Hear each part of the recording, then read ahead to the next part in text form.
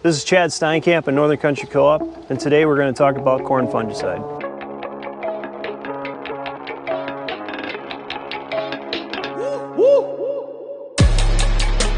So we're out in our anti-acre plot. We're in the 30,000 set out here in the precision side, and we're starting to see some tassels out here in this field. And this corn's a lot taller than the last time I was out here. But this stuff here in the last 2 weeks have really grown. That heat that we had a couple weeks ago definitely pushed things along. Now, the last few nights it's been a little cooler, so our pace probably has slowed down a little bit. But as you can see, we're starting to get very close to tasseling, and we're starting to see our ears. As you can kind of see from this plant here, our ears are getting pretty close. And actually here we got one that's silk there, Brady. So we're starting to see plants starting to throw out silks. So this is a perfect opportunity to kind of talk about our fungicide program.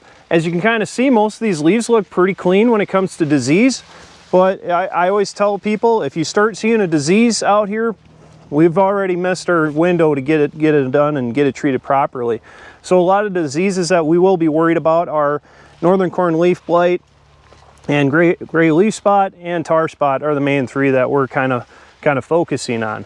But here in the next few weeks, tassels are completely out, silks are out. It's a great time to get that on because we want to not only protect that plant from a potential disease outbreak, but we want to also minimize the risk of stress on these plants. These plants are going through a very important phase of their life. They're going to start pollinating here and making sure that we have corn in our grain tanks at the end of the year. A couple things to consider. The product we want to make sure we got at least 2 modes of action with our products that we're using on the fungicide side. We want a product that has some curative in case we do have some that has already shown up, but we also want a good protectant style. And there's some that have 2 modes of action, and then there's some with 3.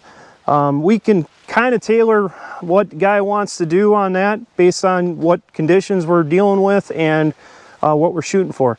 The other thing is we have plenty of resources from all the seed companies, including from Winfield. They do a great job with their answer plot, getting us information on responsive fungicides for our varieties that we sell. So if you got something that you bought from us, feel free to give one of us a call. We can kind of walk you through that.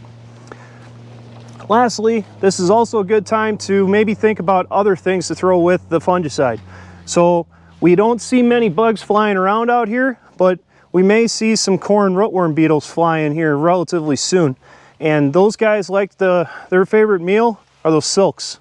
And we want to make sure that we can kind of keep them at bay a little bit. And lastly, it's a good time to throw maybe some boron, maybe some zinc, some micros out here as well. Boron especially is important for pollination. It does help with it's needed to release pollen. It's a great product when it comes to the end of it.